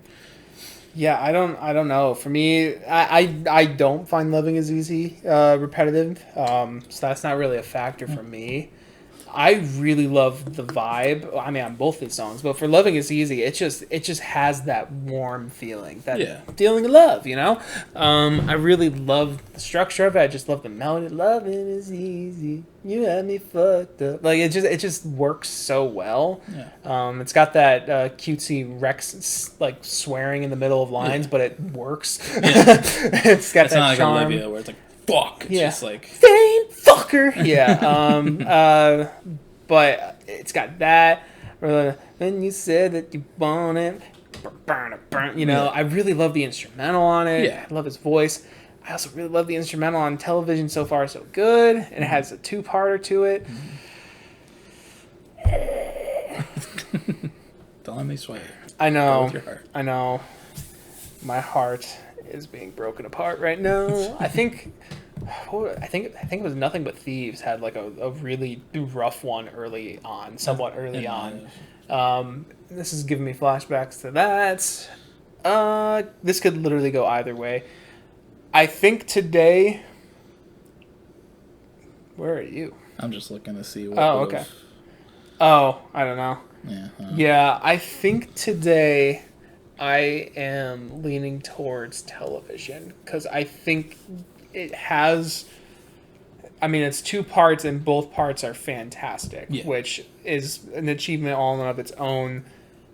And it just, I don't know. I think, I don't know. Maybe it's just done slightly better. I love Loving Is Easy. Yeah. Yeah, I'm gonna go with Television. All right. I know that was hard for you. I'm sorry, It buddy. was. I was literally talking through my thoughts. All right. Ooh. Oh yeah. Next we got Pluto Projector versus A Song About Being Sad. Both similar vibes here. Yeah, this is actually a tough one too. Yeah, it is. But not really. Kind of at the same time, I love both these songs, but I think Pluto Projector is probably the best song on Pony. I agree. I think it's super well done. I kind of wish it wasn't a single before it came out, because it kind of like made me like, if this is what the album's gonna sound like, then I'm fucking in. And then it wasn't like that. But A Song About Being Sad, like I said, it's probably my favorite on that first record. You can talk out your thoughts. Yeah, I think, Pluto Projector is 100% the best song on Pony. And it kind of wins by a landslide now that I'm looking at this again.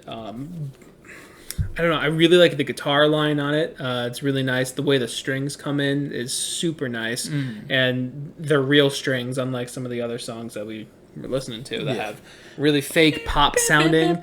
Yeah, it's the only song on the album that doesn't have like that poppy feel to it. It's just Rex doing what he does best. Those guitar ballads, and then mixed with some really beautiful strings that, are even big on TikTok now, just for, I don't know, uplifting memes. I don't fucking know. I don't know how to describe that feeling. But yeah, it's really beautiful writing.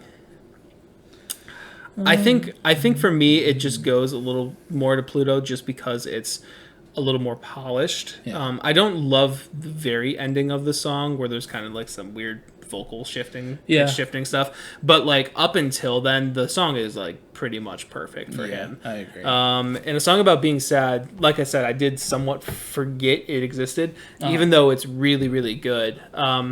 It's just, actually, the way I think about it, A Song About Being Sad is just a less polished version in terms of sound than Pluto Projector. Yeah, I agree. So I think that's why I'm leaning more towards Pluto here. Yeah, I think I'm going Pluto too.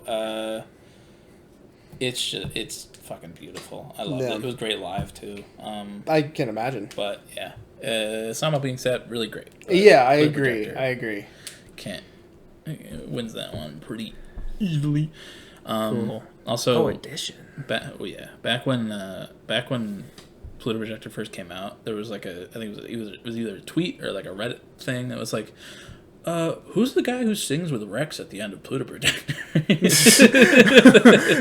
That's funny. And it was like, it's just him guy. I actually have a slight meme with that too. So my neighbor, she is in the anime community, and well, so is Daniel. But she had seen like an edit or whatever that used that string section part of Pluto Projector. She's like, "What classical piece is this?"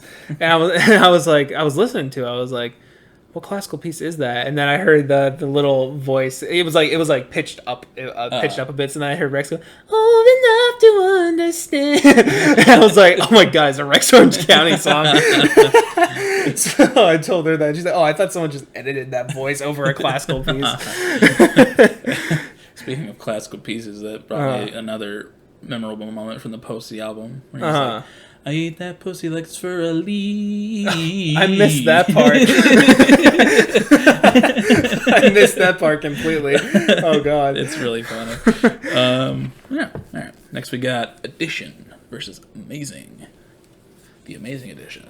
All right. I love Edition. I do too. It's like the single that like nobody talks about. Mm-hmm. And it's kind of sad because it's really fucking good. It has a nice lo-fi feeling to it. I really like the just minimalist drums on it. Yeah. With the keys and his voice. Mm-hmm. Yeah. Yeah, I like it a lot.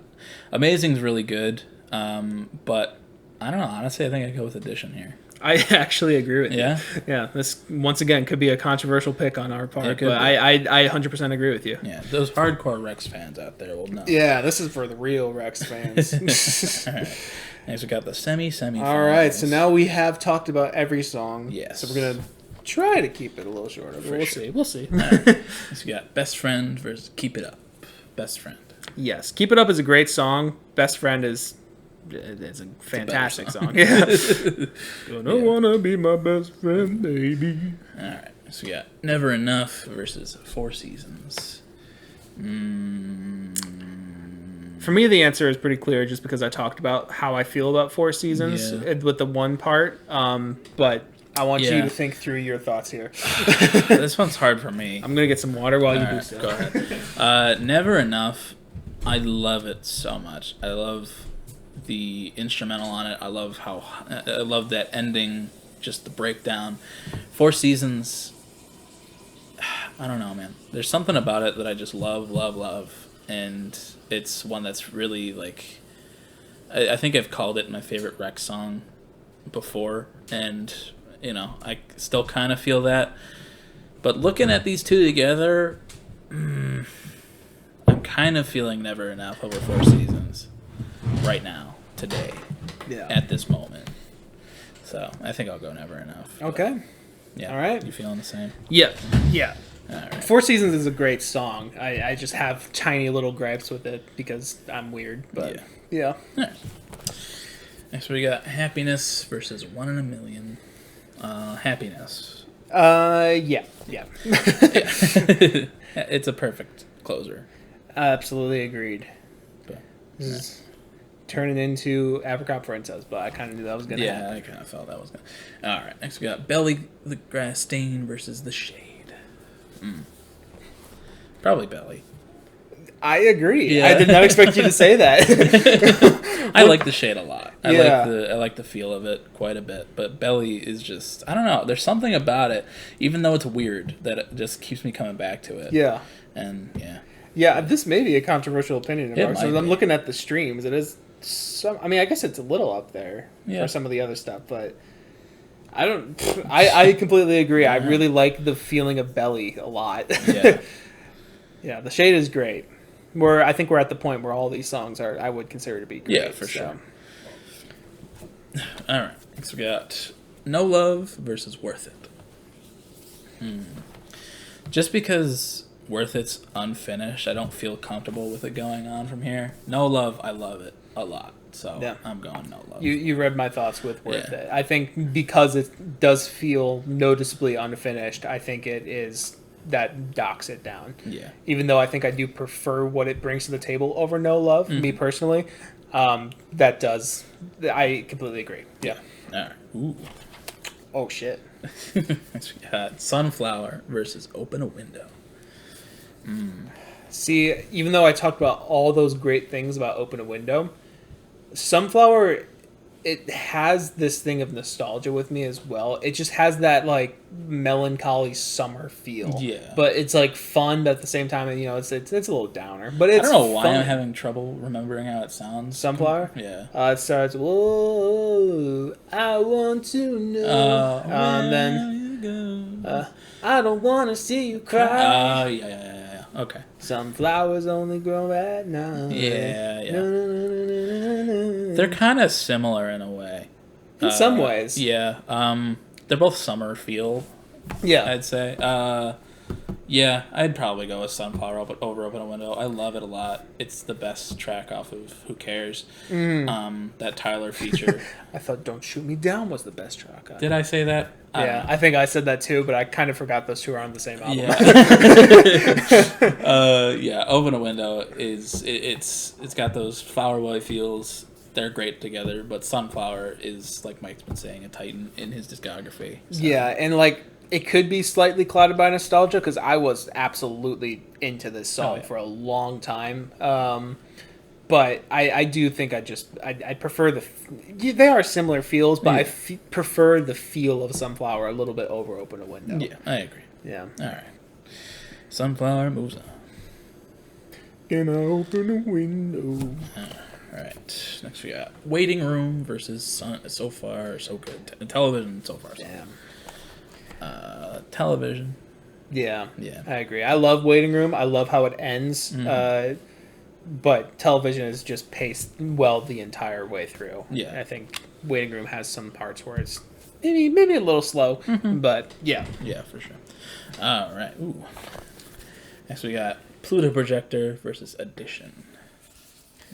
What are you feeling? Me personally, like I said, I really like Edition. I like the vibe of it a lot. It's got that low-key thing that Rex does really good at. But Pluto Projector also does the thing that Rex does good at with those electric guitar ballads. And I think, once again, because it just feels like a full experience, I think that pushes it a little bit above Edition for me.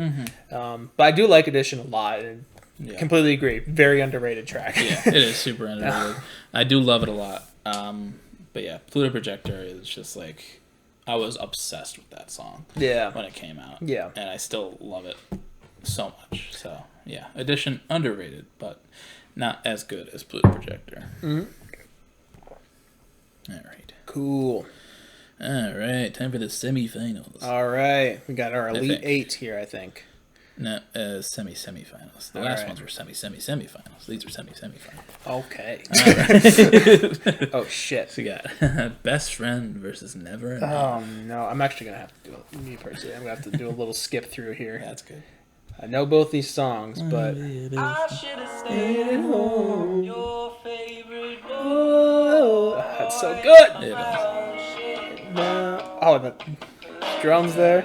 How it feels to be fucking great. You're gonna want Baby. no. Oh shit, I forgot about this part. I still wanna be your favorite. That's so good. Yeah. These ones are kind of similar too. A little bit. Yeah, the way they break down. I love that ending too. Yeah. Okay, hold on. No, Never Enough. I do like this beginning. I do like the electronic drums here. Just a rockin' banger. You're ashamed to say you feel relief, but that's never enough. 'Cause when you the one you love, and all good things must come To an end. It's right in front of me, a friend of reason to pretend. Sorry, I know that's a good part.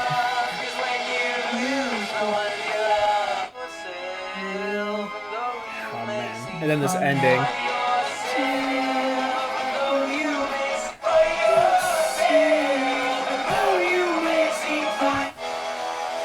Oh yeah. Yeah, both of these are fucking These fantastic. are top tier Rex tracks. For sure. Right now I'm calling it just off bat, whatever. I'm going Never Enough over Best Friend. Really? Yeah. I actually felt the opposite. Really? Well, I loved both the songs. Don't get me wrong. As I was playing through them, though, I think it slightly goes to Best Friend for me. So I don't remember. I think it might be It me. might be you, yeah. It wasn't. We didn't have any disagreements there. Yeah, because it was. Yeah, because it was that one which I got, and then there was another one down here. Was it No Love? Might have been, or was it? I think it was the Shade versus Apricot. Was it? Yeah. Well, you do remember seeing the one that I won, though. Yeah. So I And then think it chose goes one to me. over. I just don't remember which one that It might have been you No won Love. next. It was either No Love or The Shade. Yeah. So yeah, you win this Okay. one, but Cool. I'm okay with either of these ones. Yeah, these are both. Once again, this could be a finale right here. These two. Yeah. For sure. Fantastic tracks. Oh, interesting. All right. Okay. So you got Happiness versus Belly. This one definitely goes to Happiness Yeah. for me. Belly Yeah. had a good run. It did. A surprising run. Yeah, that's a sleeper hit for us. Yeah, I it guess. is. I didn't even know we shared that Yeah. interest with that song. Honestly, but yeah, Happiness is just, it's a fucking top tier Rex track there. Yeah. All right. Next we got No Love versus Sunflower. It's Sunflower. Yes, for sure. it is. No Love. I think you don't get as much love as you deserve. It gets no love. Yeah, unfortunate. All right. Television so far so good versus Pluto Projector. Very different tracks. Yeah. But I think it's television.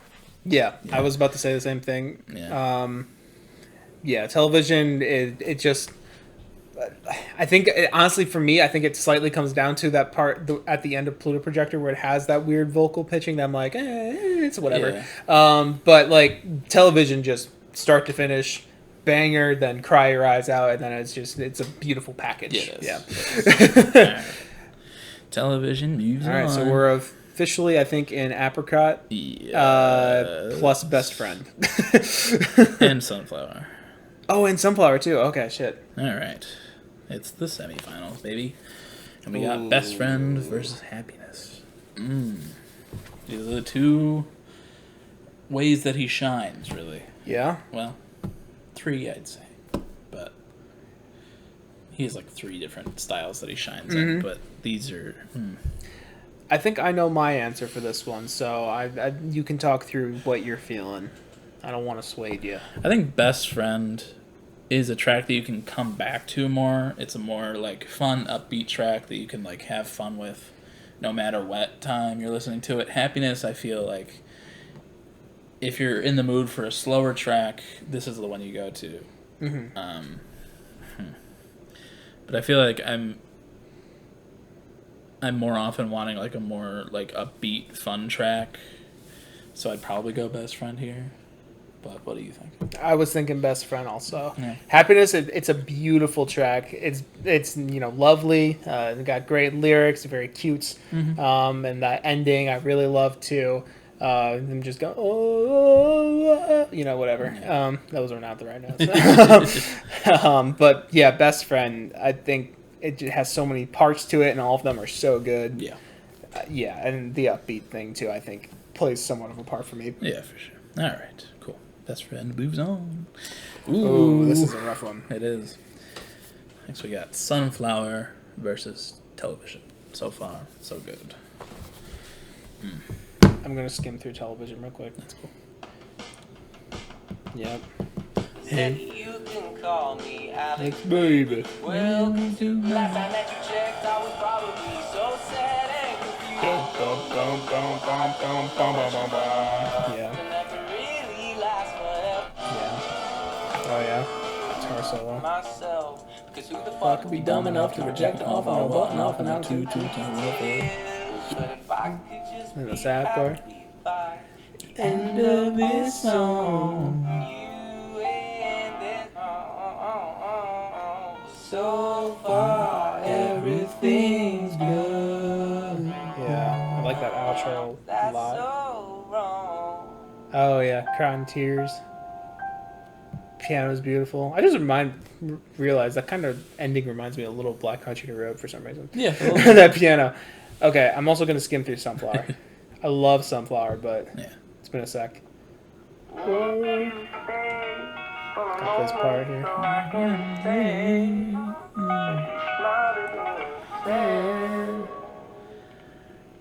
I don't wanna see you cry. Drums! Don't have to feel like myself get down in the first place. Myself get down in the first. Waiting for I love the sound right here. You feel like I'm wrong. I honestly don't even know why.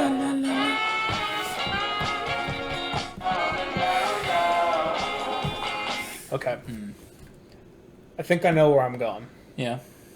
What do you- I think I do too. I think Alright. Television is more satisfying throughout. I think that the fun, upbeat first half and then ending really sad and melancholy with that piano at the end, I think it feels more complete and more whole for me. Sunflower, it's a super fun track all throughout, but it's very one note for the most part, Yeah. other than that beginning. I don't know. Television is really special to me, so I'm going Television here. I think I agree with you. Yeah. Sunflower is the one that's actually really special to me, Yeah. just because of so much nostalgia attached to it.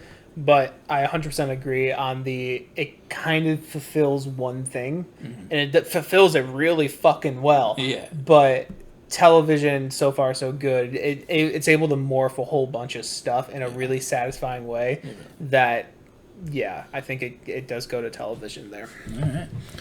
Cool. Television moves on. We're playing a lot of music this time. Hopefully we Yeah. don't. Nothing bad happen. I'm trying to skip so it doesn't get like caught. But Yeah. We'll see. All right. Next we got, and for the final we got Best Friend versus Television. So far, so good. I think. Do you know where you're going, or do you need to think about it? I think I know where I'm going. I think I do too. You want to just say it on one? Yeah. Or go 3, 2, 1, like that. Okay. Yeah. Just like how we clap. Yeah. You guys always see that. Okay. Ready? All right. 3, 2, 1. Television. All right. All There we right. go. Television so far. Television wins. Is the winner of the Rex bracket. Wow. You know what? I can't say I expected that one to win, but it makes sense now that we've gone through Yeah. it. For sure. Yeah, I agree. Yeah. It's a fantastic fucking song. Yeah. I love it so much. I agree. But yeah, Best Friend. We sang its praises. It's a great fucking song. One of the Titans. Yeah. But yeah, Television is arguably the best Rex song. Yeah. And this bracket made me just realize how much I do miss this era of Rex's sound. Yeah, me too. Like, as much as I think I do like Who Cares quite a bit, and there's a lot of good stuff on there, this like rock centric sound, I didn't even realize till we were listening, like there's like no electric guitar and shit like that, Yeah. like on, I mean, maybe there's a little bit on Who Cares, with like Ponies just like really pop, and then Who Cares is like more lo-fi jazzy somewhat. I Jazzy don't know. orchestral, yeah. Jazzy orchestral. I don't know. The Apricot Princess, though, that's just reminded me that's a fucking banger album. Would love for him to go back to a little more rock centric sound in Yeah. the future, but we'll see. Yeah. But yeah, that was our Rex bracket. You got a bomb about to go off. Every time I hear that, I think of the. I don't know why, but yeah. All right. That was Rex Orange County brackets. Cool. Okay, well, It's a long one. as usual with our brackets, it's okay though. Alright. Hopefully, is it okay with you? That's fine. All right. All right. So now we should probably just get into our song of the week. sure. Colin, you are up first this Cool. week. All right. Well, I liked that Post Malone record quite a bit. Those first couple tracks, I'm kind of between picking those. But I think I'm gonna go with that clip from the song. Who I heard that clip from that I got really excited for the album for. I'm gonna go with Something Real by Post Malone. Cool.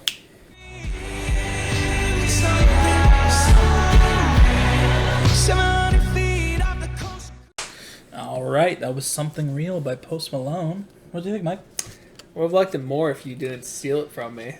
I had a whole bit planned. Oh. Maybe not a whole bit, but last week I chose the song "Something," Oh, and I was going to choose "Something Real" this time.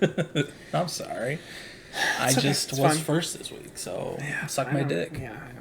Bitch. Play my pussy like it's for Elise. But yeah, no, I love that song. Just like you. I mean, you sent me that clip, I think, on TikTok. Yeah. And honestly, ever since I heard that clip, it's just been stuck in my head. Uh-huh. Just that chorus. That chorus is phenomenal, and I really like the rest of the song as well. Like it works really well. I love the rock centered. Like, this definitely feels the most rock on the album, I would say. Yeah. And I actually think this one has that problem with the kick drum that I was talking about. It does have it, but it works on this song Yeah. way better than it works on other songs. Yeah. I really love the feeling of the something real. Like Yeah. it's like It feels gospel, and I like Yeah. it a lot. yeah, and it just fits his voice really well in that part. Like he sounds so good there. And I missed the play the pussy like for Elise part. Yeah. And when I was reading, I was like, oh, that may bring my score down a little bit, but no, it like actually like fit in with the song. It like fit perfectly. Yeah, like it's just that works I love so his well. personality. Yeah. It's so fucking good. Yeah, it's a fantastic track. Yeah, I it's so agree. good. Fucking love it. Yeah. It's I've never heard him that passionate. I don't think. Yeah. Like something about this being like just him and a couple friends, no and features. a gospel choir, probably. Yeah. He did a really fucking fantastic job. Yeah. And it's a sin, like you were saying while we were listening to it, that it's not more highly rated on Album of the Year. Yeah, on Album of the Year right now it's sitting at a 76, and like that should not be a 76 song. Yeah. That song is like it's almost a perfect. That song for is me. his best song since Stay. Yeah. 1,000%, like sure. without a doubt. Yeah. I would say that's better than Sunflower too. I know that's a big one that I like a lot, but Sunflower's a good song. It is, that but one's better. I agree. Yeah. I agree. Right. Well, since I stole that one from you, what do you got? Bitch. Well, there was another song that I like quite a bit on this album that also has a lower score, which I was surprised by, but I thought it was just like a really sweet sounding song, and I really thought it was one of the best produced songs, and I remember his vocals being good on it, so I'm gonna go with Green Thumb by Post Malone. Alrighty. Wake up, she's not coming home. All right, that was Green Thumb by Post Malone. What'd you think of that? It's gorgeous. I think just him and his acoustic guitar. Very little production, other than some small things. But yeah, his voice is fantastic on it. I think that's a really good vibe for him. It feels like Stay in a way, and it's just a nice little melancholy track. Yeah. Yeah, I was wondering, because like I said, I'd only listened to this album once, so I was a little worried about choosing that song and then hearing it again being like, oh, actually, Yeah. But no, I still hold up that I think that is like the second best song on there. I really love that track. I think the melody is just beautiful. It is. I love the melody he sings, and I love the harmonies that are going on in there. I think the guitar playing is really sweet. It's just like, it's really stripped back, but like that's what I love about it. Yeah. I don't know. For me, that's like a really fucking good song from him. Yeah. And once again, that one's sitting at like a 70 at the moment. So like I don't know what they want over there. I don't know. I mean, like I said, I do think there are a lot of issues with the album, but those songs, I think those songs are fantastic. Yeah. So I don't know. Compared to whatever the last album was called, I don't remember. Hollywood's Bleeding? Was that that? No, 12 Karat Toothpick. 12 Karat Toothpick. Compared to that one, I'm going to be coming back to this album like quite a bit. Yeah, I'm definitely going to revisit this one. I just haven't had the time to do it yet. Yeah. Like I don't think I've ever really gone back to 12 Karat Toothache other than maybe a couple tracks, but like I've never even had the desire. Yeah. But this one, I don't know. There's something about the vibe of just him on a relaxed feel. I love it a lot. It's because this is what he's been meaning to do for a while. Yeah. Yeah, it's really fucking good, and I'm very glad that it came out. Yeah, it did. I agree. Yeah. All right. Alrighty. Well, this is already a long episode. Yeah. So should we do some rapping? Yeah, we can wrap it up. All right. Drop a beat, Mike. Thank you so much. We gotta come up with a song for the ending. Yeah, to get everything. Yeah. Yeah. If you are on streaming services, thank you so much. We love you lots. And thanks for listening. But if you want to see our faces, hi. It's the last time. Yeah, last time for a bit. But you can hop on over to YouTube. It's the same name, capital N BOIS. We've got plenty to watch on there. Yes, sir. But in the description for those, you can find where you can listen solely to us on streaming services. Anywhere you find your podcasts, they're all there. But there's also links to our Song of the Week playlists. There's 3 of them. There's one for me, one for Mike, and one for both of us, where you can listen to Something Real or Green Thumb by Post Malone. Yeah. You can check those out. You can find us in a bunch of different places. Mike, this guy, can't believe it. Can't believe this guy. Can't believe it. He's got so many places you can find him. He's a musician himself. That's true. He's got an album and a couple of movie scores you can listen to under the name Plaintive. Go check out Coping Mechanism anywhere you stream music. It's on YouTube, Spotify, Apple, whatever. Yeah. It's all there. Go check it out. It's fantastic. Really fucking good. So are his movie scores. You'll like those too. And go watch those movies as well. Yeah. 100%. You can find his YouTube channel where he has a bunch of different piano covers from sprawling years. Yeah. At this point, I am still planning on doing those guitar things. I've just been a little busy. Yeah. Classes and children, Yeah. Gotta feed the kids. Yeah. Riley's starving over here. I know. Yeah, she probably is. I gotta get him his dinner. Go check those out. He's also got an album of the year where he rates and reviews music. Recently verified. I decided to pay $10 because I use the site a lot, and I'm at a money place where I can just do some $10 for a year. Nice. And I'll have my name as a color. Well, that's I chose it's kind of nice because on album of the year you can choose any color from like the hue. So I looked up like good color codes or whatever, and I'm at like a coral reddish pinkish color. It's like kind of unique. Yeah, cool. I like it. All right, well, go check out this verified motherfucker. Yeah, I'm cool now. Yeah, he's also got a TikTok, a Twitter, an Instagram you can follow. I don't know if the Twitter is linked, but you can find him somehow. I don't know. I don't post on Twitter. X? Don't you mean X?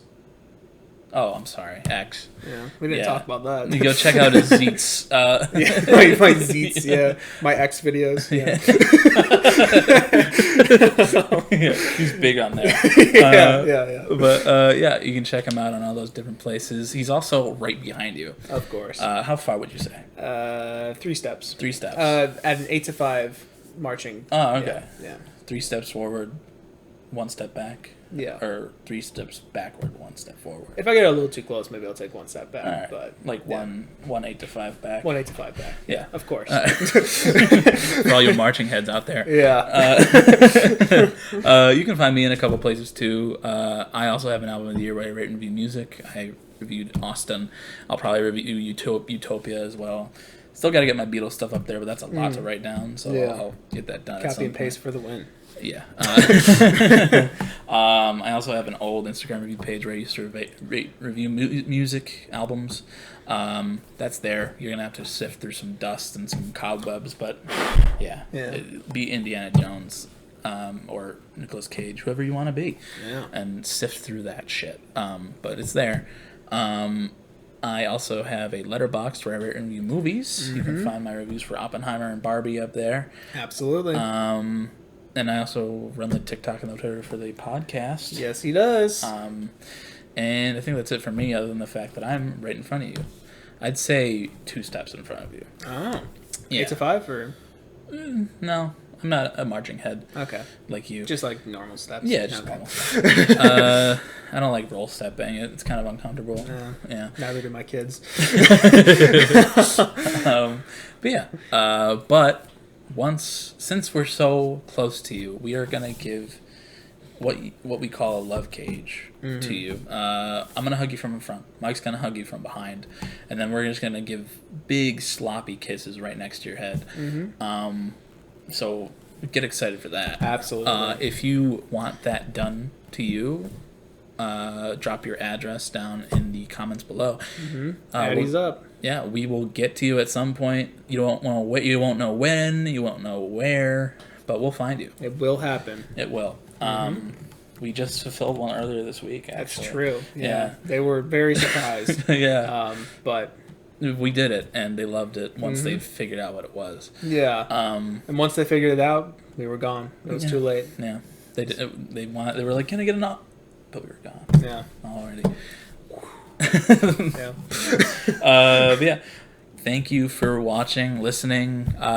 We will be over Discord for the next while.